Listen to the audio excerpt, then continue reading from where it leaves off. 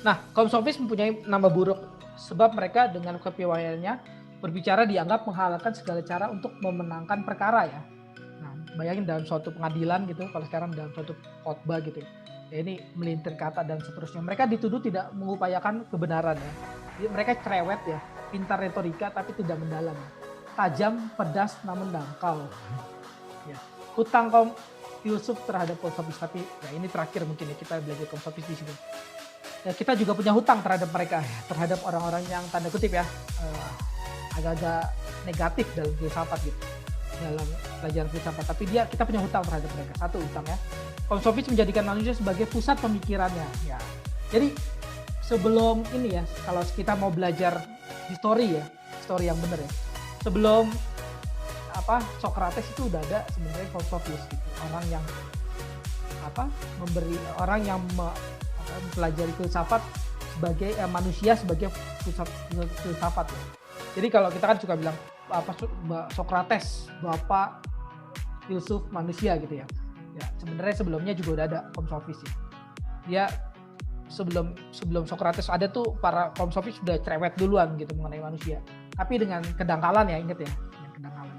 Nah, kaum sofis menghadirkan pentingnya bahasa di dalam retorika ya. Jadi kita kenal ya. Jadi ya, orang tuh nggak hanya debat karena dia punya otak pinter pasti menang, nggak tentu. Bahasa dia pinter gak gitu. Bahasa dia pinter gak? Maksudnya bisa ngilik-ngilik bahasa nggak? Bisa licikin bahasa nggak? Nah ini pentingnya bahasa dalam retorika ya. Ada banyak saudara mungkin ya punya otak cerdas gitu ya. Tapi ngomongnya berantakan gitu. Saudara kalah debat pasti. Nah, contoh ya, kalau dalam sejarah reformasi ya, kita kenal Martin Luther ya. Martin Luther tuh debat, saudara.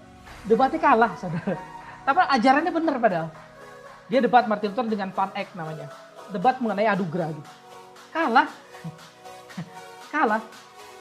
Malah ajarannya bener. Kalah. Debat sama orang Katolik. Kalah. Malah ajarannya bener. Sampai sekarang kita masih percaya dan ajarannya itu bener gitu. Tapi waktu itu debat Martin Luther kalah gitu. Karena ya, bahasanya kurang gitu. Kurang retorika gitu. Nah itu kaum sofis, kita berutang kepada kaum sofis ya. Belajar retorika ya. Dalam logika juga nanti ada retorika kalau saudara belajar logika ya. Juga ini ya. Kekeliruan berpikir tuh diajarin ya, dalam logika. Jadi dosa tuh bukan hanya dosa moralitas ya. Kita sering tahu dosa moralitas. Si ini melecehkan si inilah, si ini apalah gitulah, apalah nonton video porno lah apa. Tapi bukan gitu, bukannya itu. Dosa tuh ada yang meliputi dosa intelektual, saudara. Dosa intelektual ini ya ini banyak sekali ya. Orang kita nggak pelajari masalahnya. Boro-boro di tag dosa ini, pelajari aja kagak gitu. Kalau kamu mencuri barang si itu, tahu lah dosa pasti. Tapi kalau saya ternyata mikirnya keliru ya. Jangan-jangan itu bukan hanya ini ya. Bukannya nggak tahu, bukan hanya apa ya. Emang nggak tahu itu dosa gitu. Karena jangan-jangan itu nggak tahu kalau dia keliru gitu. Nah itu bahaya ya, celakanya gitu ya. Orang nggak mikir lagi gitu ya. Orang nggak sadar, nggak aware gitu akan dosa intelektual ya. Dosa kejahatan intelektual tuh berbahaya ya. Ada yang namanya homicid, ada yang namanya femicid ya. Homicid itu dosa pembunuhan, bunuh orang gitu. Tapi namanya femicid dosa kata-kata gitu. Femicid itu dosa dengan kata-kata. Kamu bunuh orang itu mati gitu. Tapi kamu pakai femicid, kata-kata, fitnah dia, habisin dia, orang itu bunuh diri, mungkin lebih celaka hidupnya, lebih putus asa. Dia mungkin bukan sebelum bunuh diri dia juga udah bunuh orang lain lagi gitu. Nah ini apa ya namanya? Dosa yang lebih dosa gitu. Nah, yang terakhir kaum sofis berutang ya. Kita berutang pada kaum sofis ya, kritikan terhadap objektivitas yang dangkal. Nah, jadi Socrates tanpa kaum sofis sebenarnya mas-mas biasa ya. Kalau dalam bahasa sekarang Socrates tanpa kaum sofis juga sebenarnya mas-mas biasa gitu. Nggak ada dapat kritik apa-apa gitu. Nah ini hukum selalu dibuat. Nah, ini terakhir ya. Di sini ya, sorry. Hukum selalu dibuat oleh orang-orang atas ya. Maka hukum sejatinya adalah menguntungkan orang-orang atas yang telah membuatnya. Namun seperti Socrates, Platon, dan Aristoteles masih percaya bahwa kesempurnaan seseorang pemimpin adalah ketika ia mendahulukan kepentingan orang lain. Aristoteles berkata, lewat keadilan yang dinyatakan dalam hukum, orang mencari kebaikan bagi orang lain, bukan bagi diri sendiri. Kita kalau masih ini ya menjadi orang yang belajar filsafat yang benar, kita masih percaya adanya keadilan kok. keadilan itu ada gitu demi kebaikan orang lain, bukan demi kebaikan kaum atas gitu. Kaum atas bikin peraturan. Kalau orang udah mulai pikiran sinis ya, curiga ya, itu bahaya, celakanya minta ampun. Saudara kalau jadi mahasiswa ya, punya pikiran curiga, sinis dan lain, wah itu bahaya. Apa ya, tafsir curiga gitu, tafsir apa ya, tafsir dengan kecurigaan gitu, wah itu suspicious. Ini waduh bahaya sekali itu maksudnya. Kita harusnya tafsir dengan kasih ya, bukan tafsir dengan curiga. Dosen ngomong apa terus wah ketua dosen apa ketua STT bikin peraturan baru nih pasti menyusahin kita ini. Ini udah tafsir curiga, ini udah bahaya sekali itu. Gak ada tafsir kasih lagi gitu. Apa-apa tuannya sinis gitu. Kesinisan itu membuat jalan buntu otak gitu ya. Otak jadi buntu kalau saudara sinis ya. Saudara sinis sama teman saudara aja buntu otak saudara. Dia baik pun saudara anggap jahat karena sinis gitu. Nah ini yang diperjuangkan Aristoteles dan kawan-kawan ya, Socrates, Plato. Enggak, kita nggak boleh sinis. Adil tuh tetap ada. Memang betul ada penjahat yang pemimpin-pemimpin yang jahat, yang brengsek dan lain sebagainya ya. Betul ada pemimpin-pemimpin yang manipulasi jemaatnya lah, mahasiswanya lah. Ada. Tapi ada juga pemimpin yang benar-benar ini memimpin kok gitu. Ya. Kata kaum sofis, pandangan yang percaya masih ada orang yang mau mendahulukan kepentingan orang lain, ada pandangan kaum lugu dan naif gitu. Kamu hanya orang lugu dan naif ya, orang bodoh lah gampangnya. Nah ini ilustrasi yang mungkin kita bisa ambil dari dua sisi ya. Nah gembala kan sering kita juga dalam Alkitab kita belajar. Gembala yang dimengerti secara berbeda antara Socrates dengan kaum sofis. Nah ini lihat ya, orang lihat dengan tafsir dengan kasih dan tafsir dengan kecurigaan ya. Kaum sofis katakan gembala bekerja untuk segala kepentingannya. Berbeda dengan Socrates yang menekankan gembala merawat ternak. Jadi gini, kalau ada gembala sayang sama ini dombanya, ya untuk apa? Ya untuk menghidupi ininya lah, hidupnya sendiri lah. Dombanya itu kan nanti bisa dijual, dombanya juga kasih makan dia dan seterusnya. Kan untuk siapa? Untuk gembala juga kok. Sebenarnya apakah gembala itu mau merawat dombanya? Ya kagak juga, kalau nggak ada untungnya buat dia mah gitu. Kalau sekarang ya, kalau tafsir gampang sekarang pendeta. Pendeta mah ya brengsek semua. Pendeta mah taunya perpuluhan aja gitu misalnya. Yang bener sih ada juga pendeta yang gitu bener. Pendeta mah taunya perpuluhan, persembahan gitu, khotbah juga gak bener. Ada sih bener pendeta yang gitu, ada bener. Saya percaya ada gitu. Tapi saya juga percaya ada pendeta yang baik kok. Saya percaya ada pendeta yang mengajar bukan demi uang. Khotbah bukan demi uang, tapi demi kasih kepada sesamanya. Demi ya.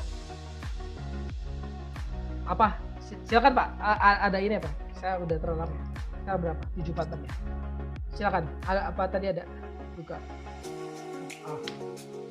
Kalau ada yang mau disampaikan silakan ya. Maksudnya apa-apa. Ya. Udah ya nggak ada ya. Nah, saya distraksi dengan itu tadi. Nah, ya itu saudara ya. Hati-hati dengan tafsir curiga ya. Saya nggak percaya gitu. Kalau semua pendeta bajingan. Saya percaya ada pendeta yang bajingan, saya percaya ada dosen yang bajingan yang udah gak belajar lagi tapi tetap masih mau mengajar gitu. Saya percaya itu. Tapi saya bukan kaum sofis ya, saya bukan pengikut kaum sofis gitu, yang tafsir penuh kecurigaan gitu. Meskipun kaum sofis ada yang benernya ya, kita bisa ambil benernya. Nah ini kaum sofis di mata Platon, Aristoteles ya. Platon dan Aristoteles mengkritik cara berpikir sofisme sebagai fallacious ya. Artinya cara berpikir kaum sofis bukan hanya salah, tapi bermaksud menipu. Nah, itu bahaya ya. Kalau orang udah bukannya salah tapi bermaksud menipu ya. Kita bisa tahu kok sebenarnya kita tuh sedang nipu, apa sedang mengajar, atau sedang tulus gitu, atau gimana ya. Di mata Platon dan Aristoteles ya. Nanti saudara baca ya di Roma 10 ayat 1-2 ya. Tadi saya baru ngajar juga kelas ini ya di STT yang lain ya.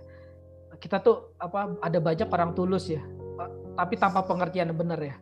Roma 10 ayat 1-2, saudara baca ya. 1, 2, 3 saudara boleh baca. Ada banyak orang tulus tanpa pengertian benar masuk neraka saudara. Percaya itu. Kalau kata John Piper masuk neraka. Karena orang masuk surga itu betul karena anugerah. Anugerah yang membuat dia bisa ini ya, punya pengertian yang benar juga ya.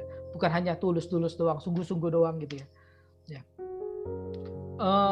Di mata Platon dan Aristoteles, sofisme adalah cara berargumentasi yang berpijak pada penampakan ya, bukan realita. Ya jadi ini ya orang kalau cuma lihat penampakan doang gitu ya, bukan realita yang sesungguhnya ya, ya itu bisa ini ya, manusia berubah gitu, padahal yang berubah ya di luarnya aja gitu, di dalamnya mah enggak gitu sebenarnya. Nah itu, Platon hidup sejaman dengan kaum sofis, ia bertempur dengan mereka. Nah ini kita masuk ke dalam Sokrates dan kawan-kawannya ya.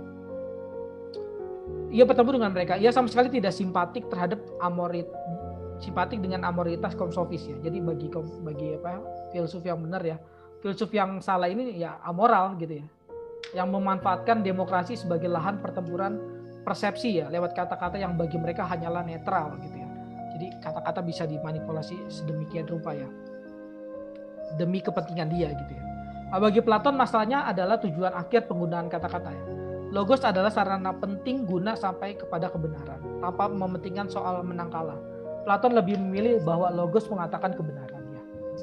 Kita ini ya, apa juga ya, mulai sekarang ya harus jujur juga ya, atau ya jangan mulai sekarang, harusnya kan mulai dari dulu ya, tapi ya minimal sekarang gitu ya, dalam berargumentasi harus jujur gitu ya. Ya saudara nggak bisa jadi orang yang tidak jujur gitu ya. Saya ada ini ya buat mahasiswa ya gitu ya, saya suka kadang-kadang apa ya, orang tuh kalau apa, saya paling benci orang gini ya, apa orang pura-pura nanya gitu padahal pengen debat gitu. Itu orang yang gak fair sama sekali ya saudara. Saudara kalau mau debat ya berdebat gitu, jangan bertanya gitu, jangan pura-pura nanya gitu. Pak saya mau debat sama bapak, ya kita debat gitu. Berarti debat ya berarti posisi saya di sini, posisi Anda di sana gitu, kita debat gitu. Tapi ada orang-orang pura-pura nanya ya, pura-pura nanya tapi debat gitu. Saudara tahu nggak bedanya nanya sama debat itu apa ya? Kalau nanya itu ya, kalau debat ya, atau ya kalau debat itu saudara punya posisi, orang itu punya posisi di sini ya. Ini dua di sini. Ya, saudara yang A pertahanin posisi saudara yang B pertahanin posisi saudara gitu ya. Ini debat nih dalam dua posisi. Tapi kalau nanya, saudara punya posisi, yang ini juga punya posisi tetap gitu. Tapi yang posisi ini bisa berubah ke sini. Itu namanya nanya ya. Posisi A bisa berubah ke B, B bisa ke A. Itu namanya nanya gitu ya. Beda sama debat. Nah, Platon katakan pencarian kebenaran adalah pencarian tanpa kepentingan apapun kecuali kepentingan kebenaran itu sendiri ya. Nah ini bahwa ukuran segala sesuatu bagi Plato itu, bagi Sokrates itu bukan manusia, tapi apa? Kebenaran. Ukuran segala sesuatu bagi Plato ya kebenaran. Platon mengatakan bahwa kaum sofis tidak layak disebut pemikir, ia amoral, bahkan ia adalah guru amoralitas. Jadi ingat ya saudara, kalau bagi filsuf yang benar ya, bagi Plato, Sokrates, Aristoteles dan seterusnya ya, orang itu ya salah berpikir itu bukan hanya salah berpikir, saya salah berpikir, aduh sorry salah berpikir, bukan. Orang kalau punya kesalahan berpikir itu bukan hanya aduh sorry saya salah ngomong tadi, bukan, tapi orang yang amoral namanya. Jadi ini nggak ada perbedaan antara orang hidupnya bermoral atau tidak bermoral, dia mencuri tidak mencuri, dia bohong tidak. Orang kalau salah ngomong, orang kalau apa ya, pendidikannya kurang dan terus gak mau belajar, itu orang yang amoral kalau kata Plato ya. Orang yang sengaja gitu ya. Saudara kan di STT nih ya, ada banyak waktu kan untuk baca buku, dengar khotbah, ada banyak waktu kan. Saudara nggak melakukan itu ya. Terus saudara ya sekolah mah asal-asalan aja, ntar juga lulus. Semuanya juga lulus, kakak kelas saya juga dulu gembel-gembel itu yang nggak belajar gitu. Lulus aja, apalagi saya yang pintar ini lumayan pasti lulus. Saudara orang amoral kalau kata Plato. Karena nggak memakai otak saudara gitu untuk hal yang benar gitu. Itu orang-orang yang amoral, orang-orang yang gak jujur dalam hidupnya gitu.